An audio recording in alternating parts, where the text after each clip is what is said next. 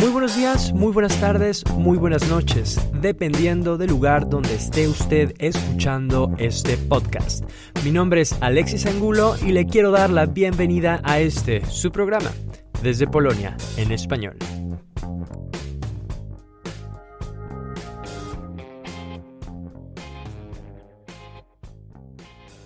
Buenos días, buenas mañanas, buenas tardes, donde quieran que nos estén escuchando a Desde Polonia en español.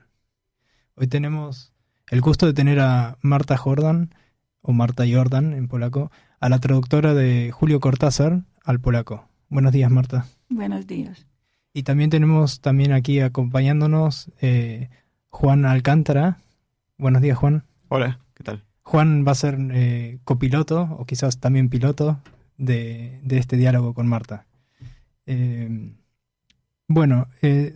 Primero, para empezar, quería hacerte una pregunta, porque he estado viendo en las redes sociales, tratando de buscar en Google alguna información sobre quién es Marta Jordan, y fue bastante difícil encontrarte. ¿Es una decisión tuya que no tenés alguna información así oficial o quizás yo busqué mal, he buscado? No estoy en Facebook ni tampoco en YouTube no sé, no me siento tan familiar con estos medios. No, muy bien, muy bien. Para nuestro público oyente hispanohablante que no te conoce, tú eres traductora no de toda la obra de Julio Cortázar, sino precisamente de qué nos habías comentado de los últimos esos cuentos que publicaste traducidos en 1975, pero también de los manuscritos inesperados. Sí, Papeles Inesperados. Lo traduje junto con una amiga que es traductora de la siguiente generación, podría decir como casi mi alumna. Y también traduje dos obras de teatro de Julio Cortázar, Nada Apełachó y El tiempo de Barilete. Traduje Silvalandia, traduje un primer volumen de sus cuentos, La otra orilla, y sobre todo el libro de viaje y la suma de es como su testamento, los autonautas de la Cosmopista. Que eso fue editado también como un libro de cómics. No, esto fue editado, es una miscelánea, pero no es un cómics, es un libro de viaje donde hay muchas fotos, hay dibujos hechos por el hijo de Carol Dunlop. Hay también unos fotos de tales cosas como el peaje de la autopista, cosas divertidas. Pero Cortázar sí hizo un cómics, pero lo hizo unos años antes. Se llamaba Fantomas contra los vampiros multinacionales. Y eso lo tradujo Sofía.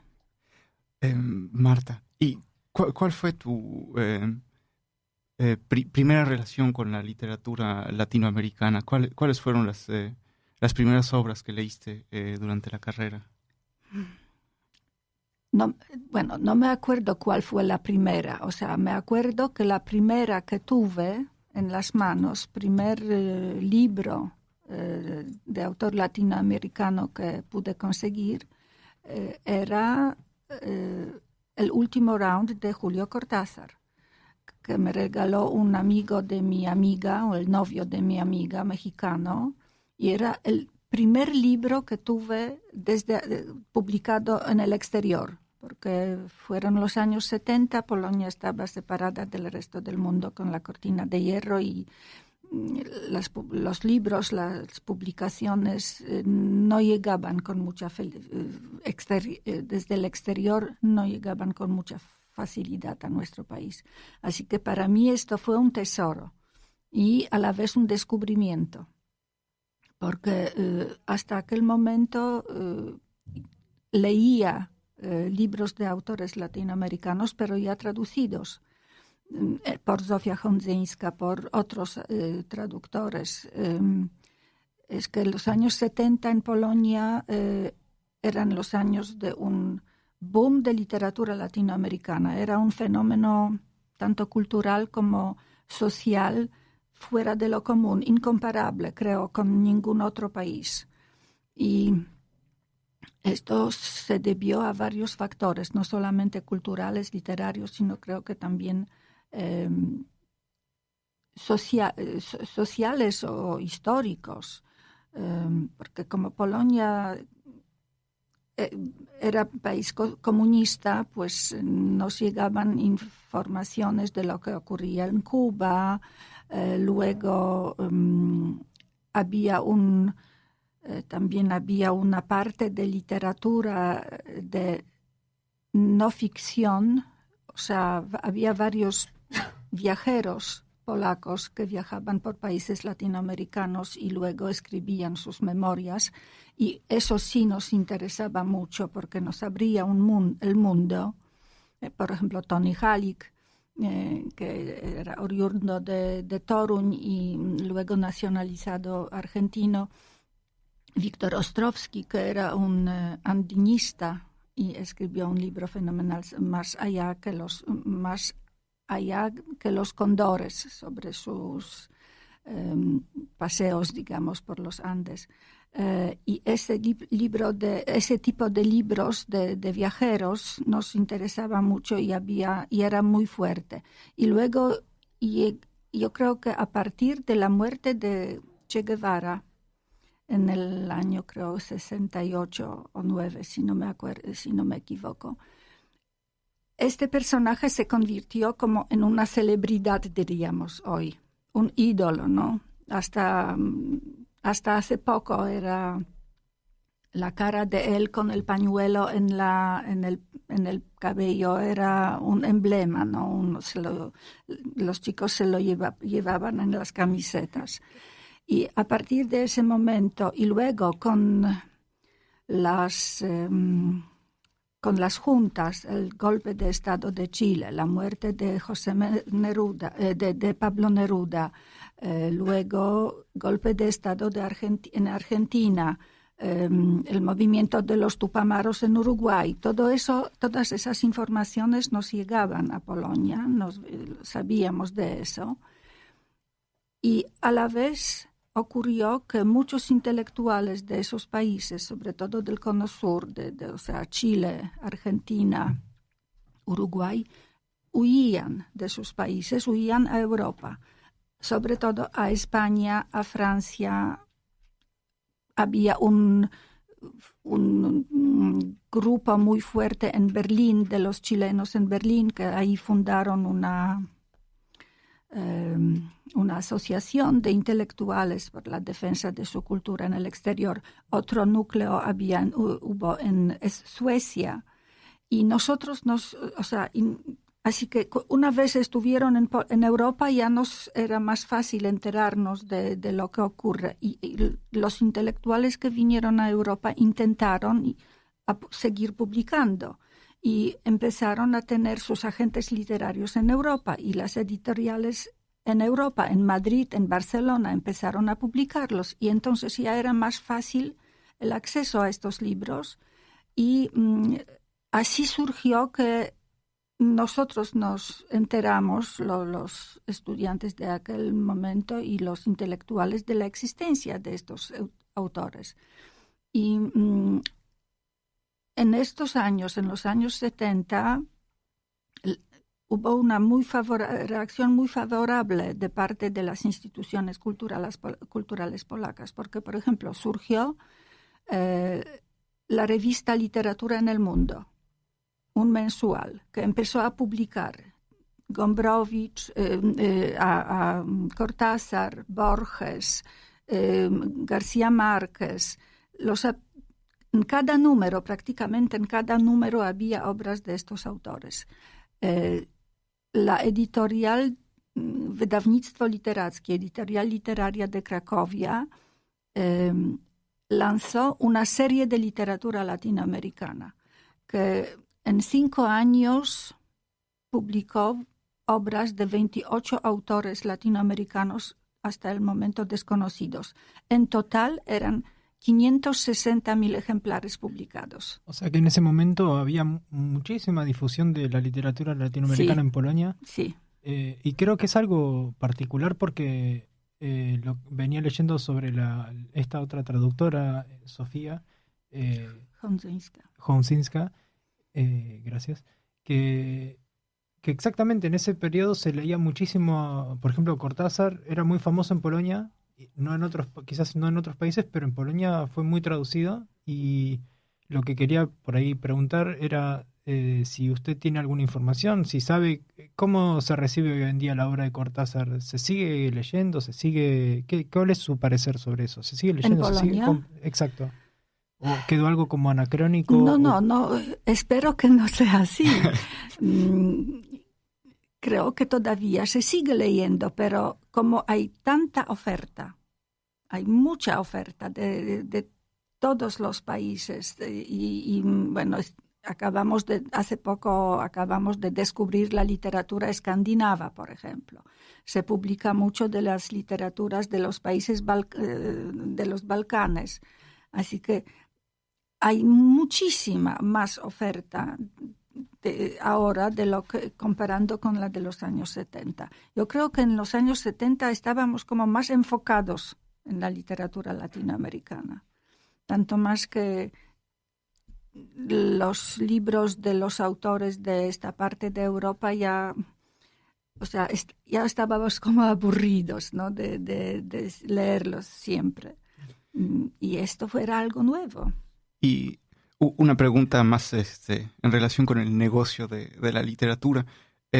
¿Cómo es que uno elige la obra que traduce? Tú en ese entonces pudiste elegir, yo traduzco esto de Cortázar y te dieron el premio.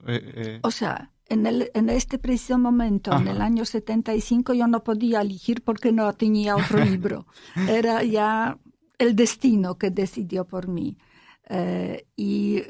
Traduje estos 3 cuentos, gané el primer premio y fueron publicados en la revista estudiantil ITD, o sea, etcétera, que era copatrocinador del premio.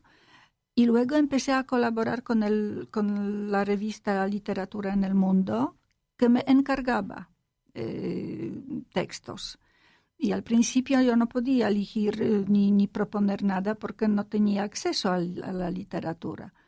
Y recién, tratándose de Cortázar, recién en el año 98, creo, la editorial Musa, que tiene los derechos de traducción de Julio Cortázar, me propuso traducir los cuentos del primer volumen, La otra orilla.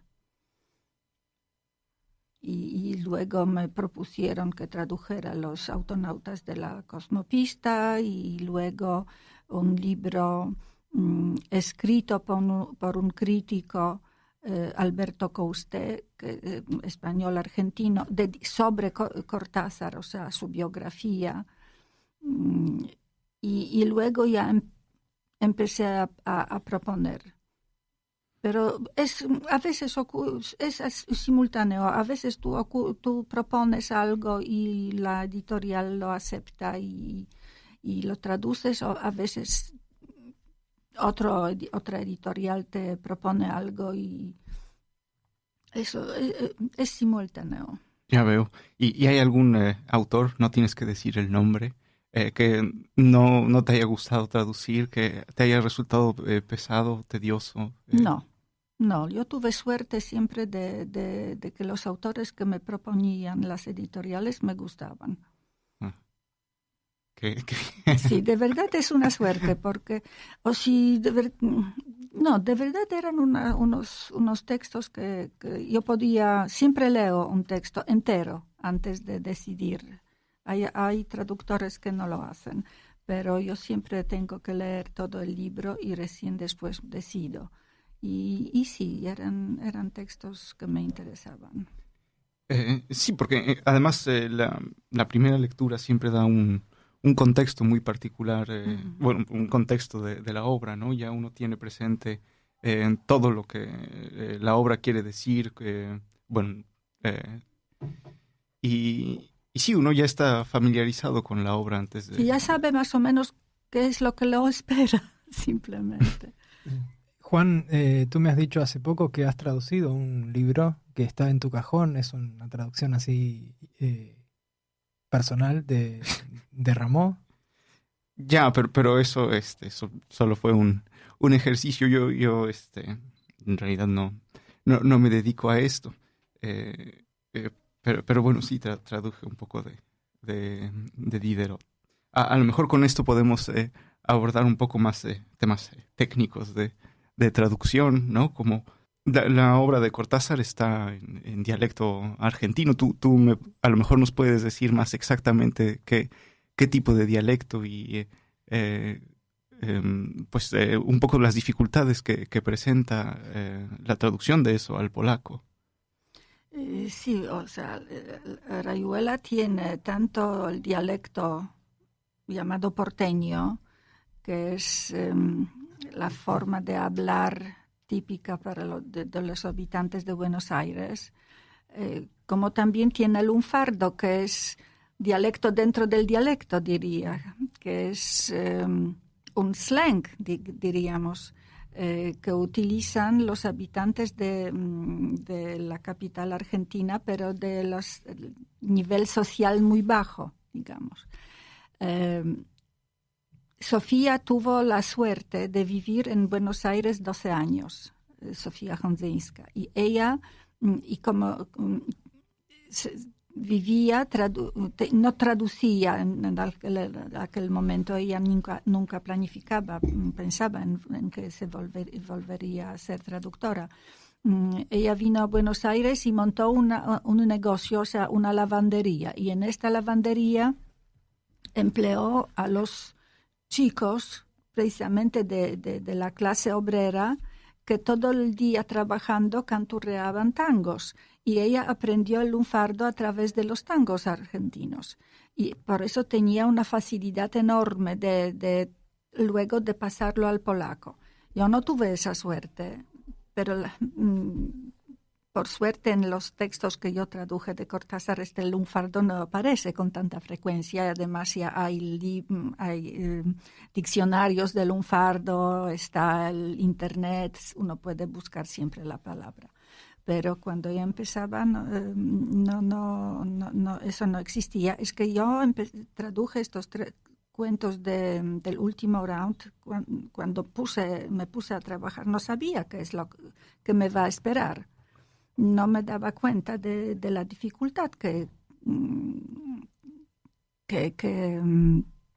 con la cual tendré que enfrentarme. Pero bueno, el primer texto y el que ganó, me hizo ganar este premio, no transcurría en Argentina, ni en Buenos Aires, sino en la India, en Calcuta. Así que ahí Cortázar utiliza el idioma, digamos, universal, castellano universal, porque él era perito en todas las variantes, digamos, del castellano,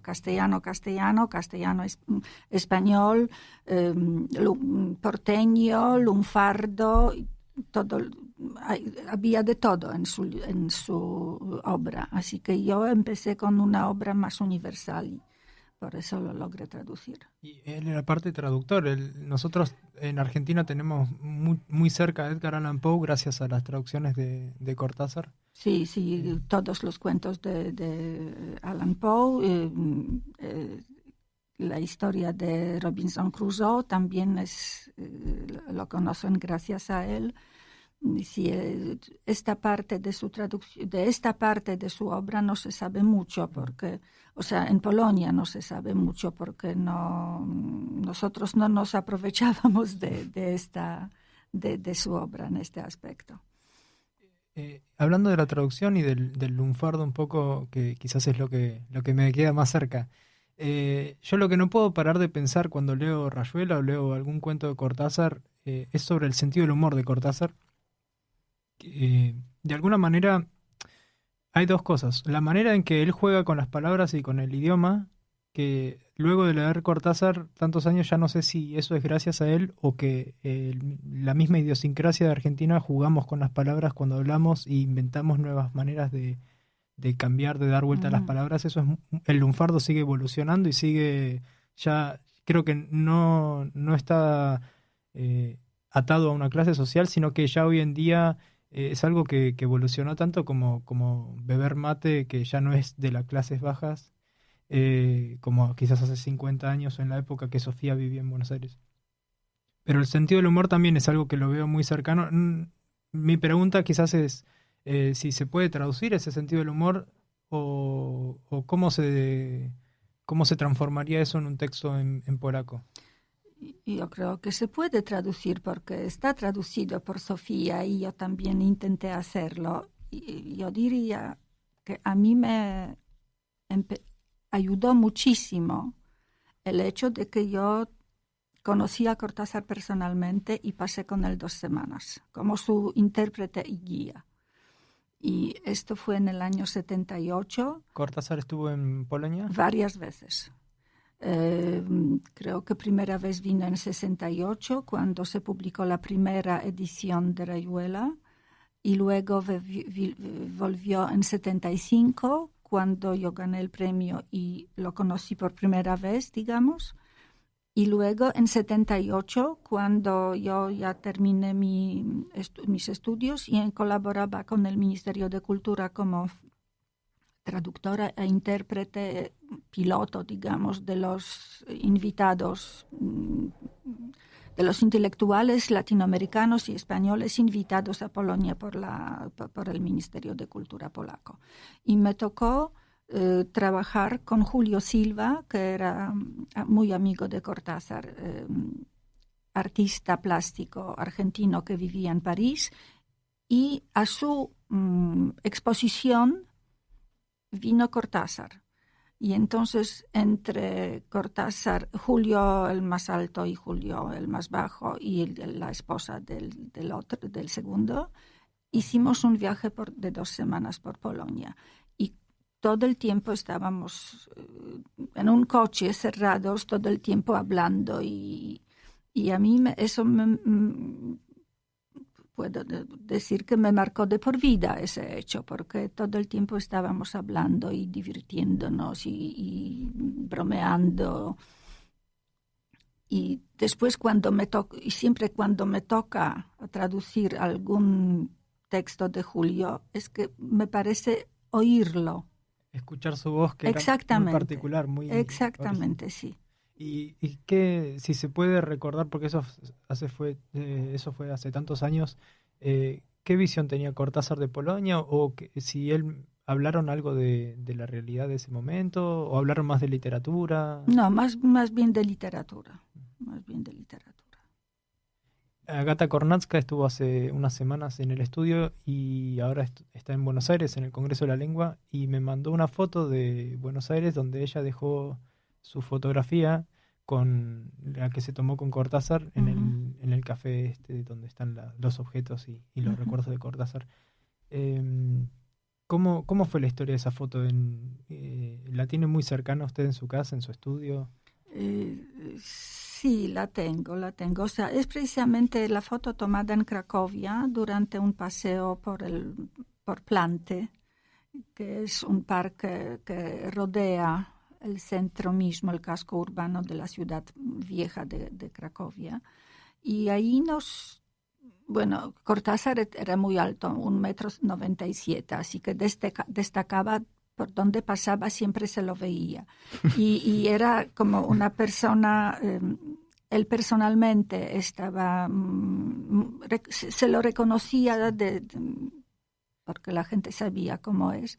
Entonces se nos acercaban personas para saludarlo y también le tomaban fotos. Y por suerte, uno de los fotógrafos tuvo la gentileza de regalarme esa foto que nos tomó. Y bueno, regresando un poco a la obra Niespodziewane stronice, es Papeles inesperados. Es enorme, ¿no? Son como 500 páginas. Sí, aunque la versión polaca es más abreviada y no solamente la versión polaca es la más compacta. Estos textos fueron encontrados en un cajón de una comoda que Aurora Bernardes, la esposa de Julio, tenía en su casa. No me acuerdo en qué año, creo en 2009 lo encontraron entre ella y un colaborador suyo, Carles Álvarez. Y cuando sacaron todos esos papeles se dieron cuenta de que hay muchos textos completos, terminados, listos para publicar, que por alguna razón no lo fueron. Por ejemplo, hubo otras versiones diferentes de los cuentos sí publicados. Por ejemplo, hay un cuento que se llama La otra cara de la medalla, y en el cajón encontraron un cuento que se llama Chau Verona, y es la misma historia, sino es escrita de otra manera, desde el punto de vista de otro personaje. Y yo tuve la suerte de traducirla. Hay un cuento que se llama Relato sobre el fondo del agua, que tiene el mismo título que el publicado, pero también es diferente. Y otras cosas, otros textos. Y en la versión española creo que se publicaron casi todos. No sé si todos, pero casi todos. Pero para las ediciones extranjeras, entre Aurora y Carles hicieron una selección. Y esta selección la proponían a los editores en otros países. Y cuando la editorial Musa se dirigió a ellos solicitando el permiso de traducir y ellos mandaron esta propuesta, yo hice un cambio porque había dos textos relacionados con Polonia que no estaban en esta selección hecha por Aurora y Carles, y yo dije que no, tienen que haber, estos sí tienen que estar en la lista, así que hicimos un cambio y dos textos dedicados a Polonia están en nuestra versión. ¿Usted la conocía personalmente, Aurora? Sí. Porque al momento de su fallecimiento, en 2014, si no me equivoco la fecha, se descubrió que ella también tenía una producción bastante grande de poemas y que fue como que tardó en ver la luz eso, y en Argentina se publicó hace poco alguno de sus poemas, y era un poco también el debate sobre cómo ella ayudó mucho a Cortázar en su momento en París, pero siempre la mujer quedó como en segundo lugar en su propia obra, y es algo que venimos viendo con muchísimas escritoras que recién ahora se empiezan a conocer su producción. Ellos, yo creo que eran socios, me parece. O sea, Cortázar vino a París en el año 51, ella en 53. Dentro de poco tiempo se casaron y empezaron a trabajar como traductores jurados públicos en la UNESCO y en otros organismos internacionales. Y viajaron mucho por el mundo gracias a eso, y esto fue la principal fuente de sus ingresos, la traducción que Cortázar, antes de viajar a Europa, sacó título de traductor jurado público en inglés y francés, sabiendo que dejaba a su madre y a su hermana en Argentina en malas condiciones económicas y que desde Francia tendrá que ayudarlas económicamente. Entonces sacó estos títulos para poder trabajar de traductor en Francia. Y yo creo que en este momento, este principio, durante el matrimonio entre Aurora y Julio, cada uno trabajaba en lo suyo. A lo mejor, tal como dices, que Aurora no podía trabajar tanto en su propia obra como lo hizo Cortázar. Pero efectivamente ella también tiene como traductora de libros, de literatura. Yo no sé de su obra propia, de esa obra no sé nada, pero como traductora ella tiene unos libros muy valiosos. Sí, tiene premios también de Premio Conex, es un premio importante en Argentina, también para artistas, científicos. Uh-huh. Y regresando otra vez a la traducción, bueno, yo hago mucho hincapié en esto de en los textos y la traducción y el papel del traductor. Y bueno, quisiera saber si hay alguna palabra, o alguna estructura o alguna parte del texto que presentó alguna particular dificultad, que en cualquier obra, alguna que recuerde que pasó así mucho tiempo. No, yo puedo decir una cosa, que yo siempre tuve problemas con el subjuntivo, porque en Polonia no se usa tanto, y esto siempre me causa problemas. O sea, el uso del subjuntivo, porque es diferente, y los artículos.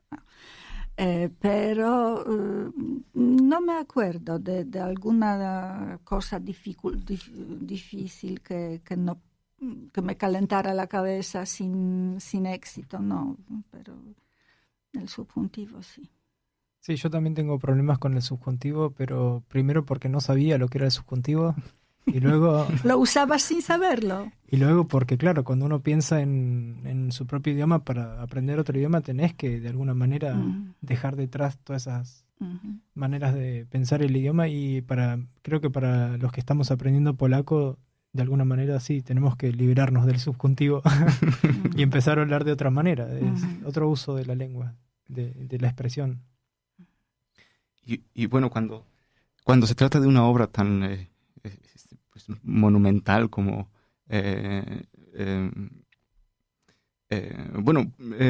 un libro tan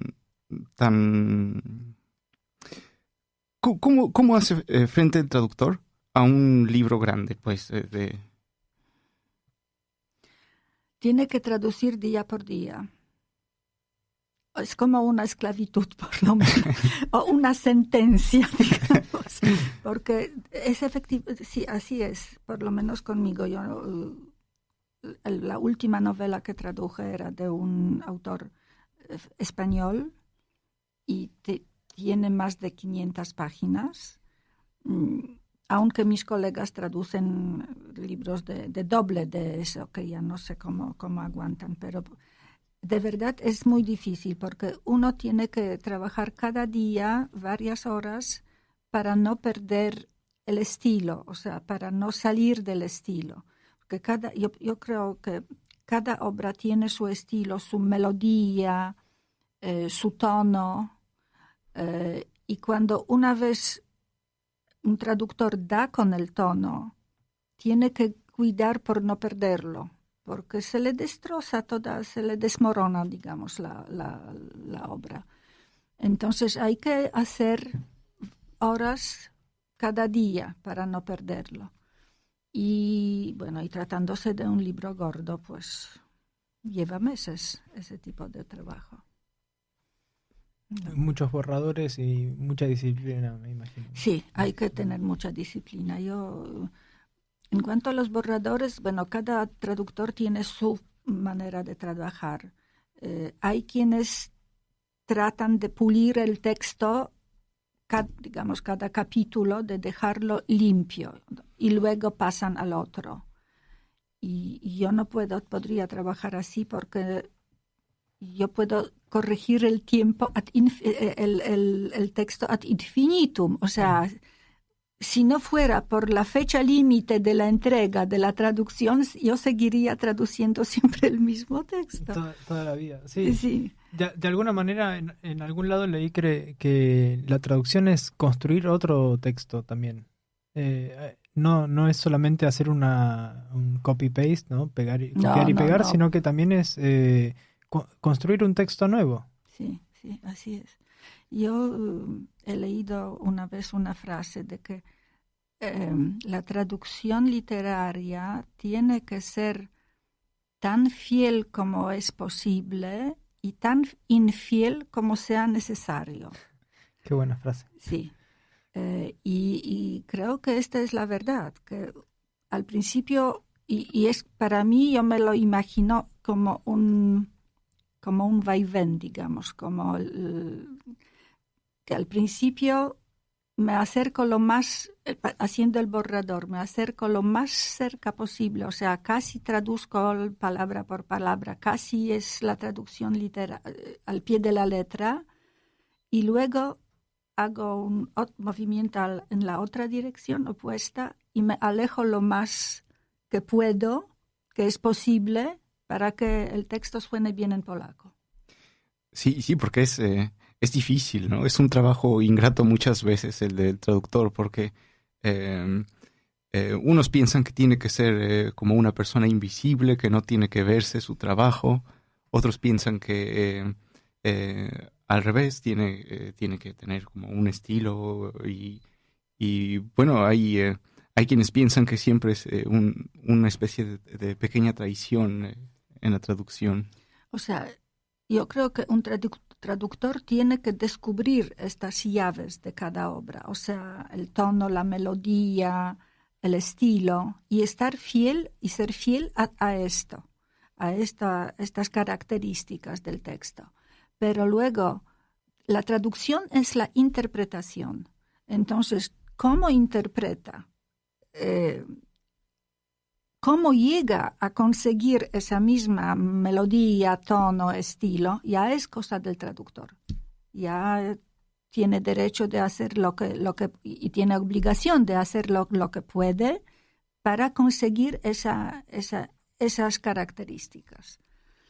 Sí, aparte que cuando uno lee un libro se lee con su propia voz o con una voz imaginaria. A mí me pasa que cuando leo, por ejemplo, hay capítulos de Cortázar, de Rayuela, donde los leo con un tono de voz que me lo imagino yo que es de Buenos Aires, que sería mi manera de hablar, sarcástica, con doble sentido, con un tono que lo he visto. O sea, primero pensé, bueno, es una idea subjetiva, mía, individual, pero luego fui a ver una película al cine hace poco, en una película argentina, Ángel, basada en una historia real, y yo me reía a destiempo de la gente del resto del público que se reía de algunos de lo que les parecía gracioso, pero yo me reía de otras cosas, del tono de la voz, de los chistes que aparecen en doble sentido, que no se pueden traducir en los subtítulos, sí, ¿no? Sí, lamentablemente no. Y eso es quizás un poco la pregunta anterior del sentido del humor, creo, pero bueno, está también esa parte individual, ¿no? De que cada uno lee con una voz distinta, y me imagino que cada traductor también tiene una voz en la lectura. Sí, así es. Así que, bueno, yo siempre trato me imagino cómo reacciona al texto que tiene delante suyo un lector en el país de donde proviene el texto, o sea, en España, en Argentina, en Colombia. Yo me imagino cómo reacciona al leer un fragmento y trato que las mismas emociones, lo mismo le ocurre, intento hacer que lo mismo le ocurra a un lector polaco. O sea, si un lector argentino ríe, me imagino, porque yo leyendo un texto, yo intento hacer reír a un lector polaco. Pero a veces es imposible y entonces los traductores hacemos un truco. O sea, si no se puede traducir un chiste, entonces inventamos otro para que la cuota. No, la verdad, sí, es cierto, para guardar, digamos, para que no se pierda el humor en totalidad, ¿no? Exacto. Una pregunta más hablando de actualidad, ¿está involucrada en algún proyecto de traducción en este momento? ¿Cómo es su trabajo En este momento yo Diario. me invento trabajos, o sea, acabo de traducir 2 piezas de teatro de Claudia Piñeiro, que se conoce en Polonia como como autora de novelas, digamos, policíacas, ¿no? de psicológicas. Tiene muy buena prensa aquí en Polonia, pero no se conoce su obra de teatro. Y ella tiene varios textos de teatro, tanto comedias como dramas. Y traduje 2 comedias suyas. Una se llama Verona y otra ¿Cuánto vale una heladera? Y me gustaron mucho las 2 porque sirviéndose de recursos de una comedia, ella trata de cosas serias. O sea, Claudia trata de situaciones serias y no son unas, digamos, comedias así de que uno ríe y luego se olvida, sino uno ríe y luego se queda pensando. Y la otra, bueno, y lo que me propongo hacer ahora es otra comedia, pero esta vez de un autor español, José Sánchez Sinisterra. El título es Vagas noticias de Clam. El texto está escrito hace 10 años, cuando España pasaba por la crisis económica muy grande, y es una comedia, digamos, amarga, se llama. En polaco hay una frase que es gorzka comedia, la comedia amarga, tragicomedia, porque es una historia, la comedia presenta hay una chica que aplica por un puesto en una empresa, no se sabe qué puesto es, y pasa una serie de preguntas y también hace como pequeños espectáculos delante del tipo que le hace este examen. Y luego, bueno, el final es bastante triste, pero no voy a contar más. Sin spoilers. Uh-huh. ¿Y hay algún autor algún autor polaco que no esté traducido al español que usted recomiende traducir? Ay. O que valdría la pena, ¿no? Tenerlo en español. Olga Tokarczuk. Olga Tokarczuk, por Pero favor. creo que ya está traducida algunas obras de ella. Bueno, por lo menos al inglés, que ya es ganancia y uno puede tener acceso más. Sí, ella está traducido al castellano un lugar llamado Antaño, que era una novela suya que le dio un impacto, gustó muchísimo al público. Y luego hay otra que no me acuerdo. En polaco se dice, no me acuerdo, algo sobre los huesos en el título, pero no me acuerdo bien. Aquí tenemos a nuestro colaborador Alexis Angulo presentando las obras de Olga Tokarczuk. Esto, Ara a través de los huesos de los difuntos.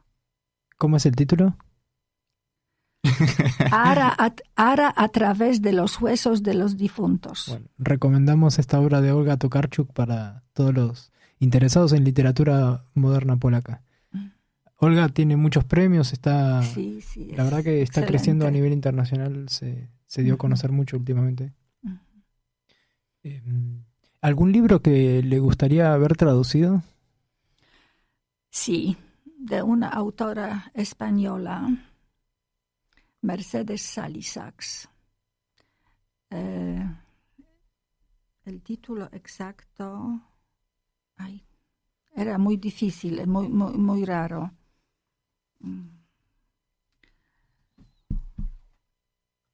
El tamaño, no, el volumen de ausencia, el volumen de la ausencia. Mercedes Salisax era una escritora ya fallecida española, tiene un montón, casi 100 novelas y creo que en Polonia se publicó una sola novela de ella. Y la novela que mencioné me lo leí el año pasado y de verdad me gustó muchísimo porque muestra de manera perfecta la sociedad La española segunda mitad del siglo XX. Pues muy interesantes recomendaciones. Aquí tenemos sobre la mesa algunos papeles, manuscritos perdidos y libros que nos has traído. ¿Hay algo para compartir? Sí, bueno. ¿Alguna lectura? Busqué algo para mostrar las diferencias fonéticas, digamos, entre el castellano y el polaco. Interesante.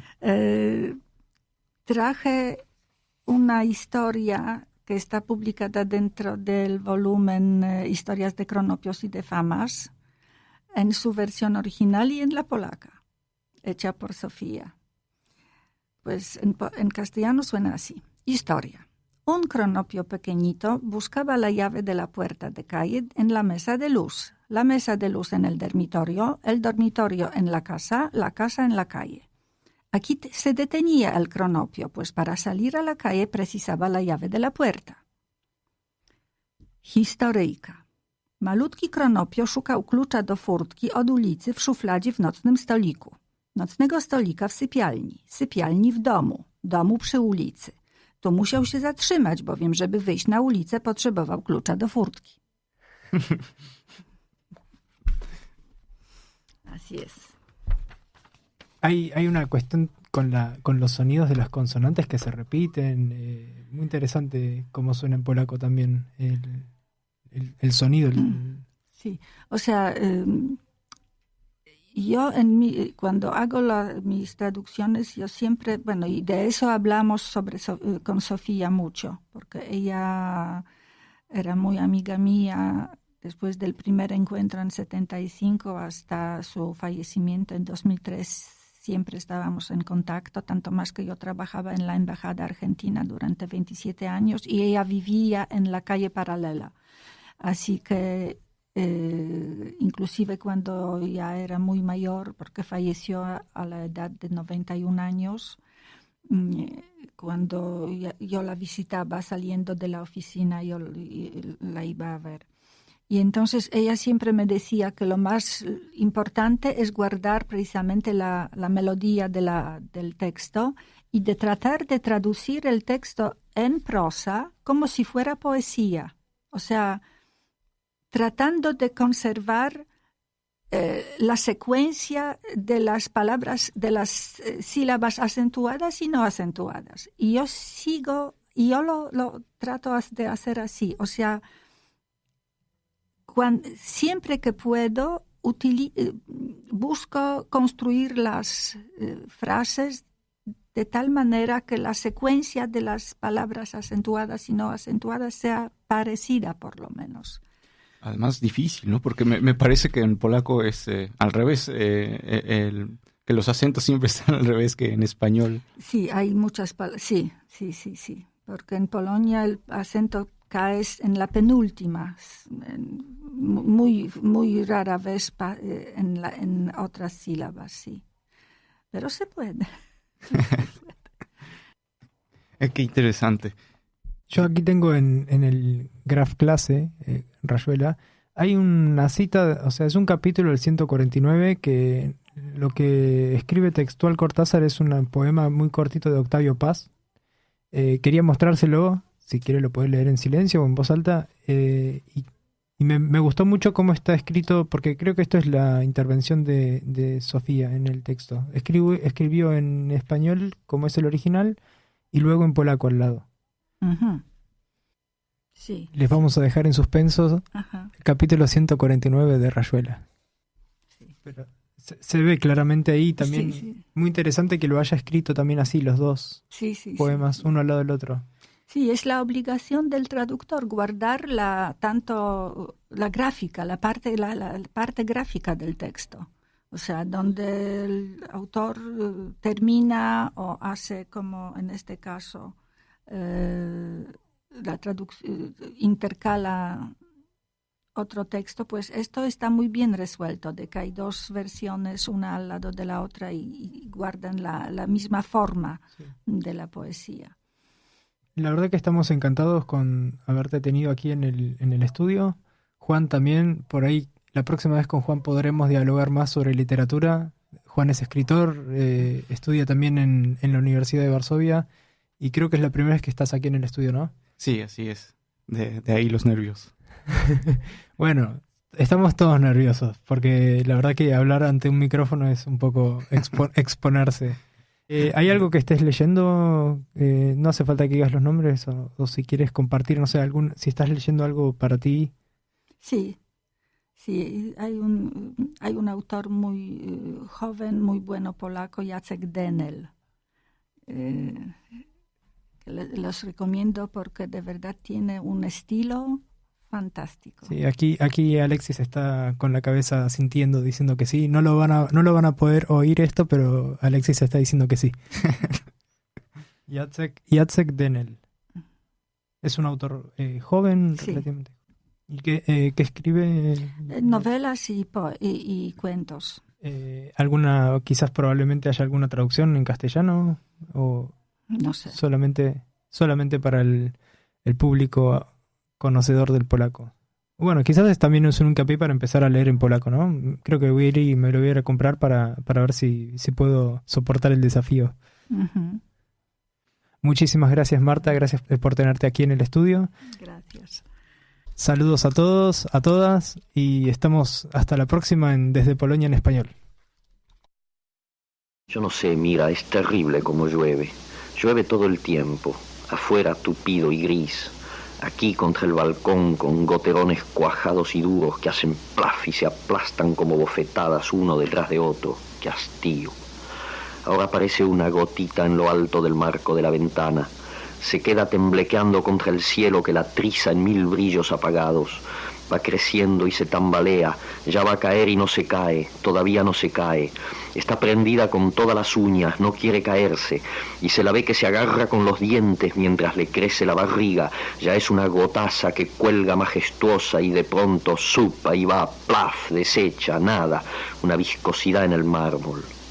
Pero las hay que se suicidan y se entregan enseguida. Brotan en el marco y ahí mismo se tiran. Me parece ver la vibración del salto, sus piernitas desprendiéndose y el grito que las emborracha en esa nada del caer y aniquilarse. Tristes gotas, redondas, inocentes gotas. Adiós, gotas. Adiós.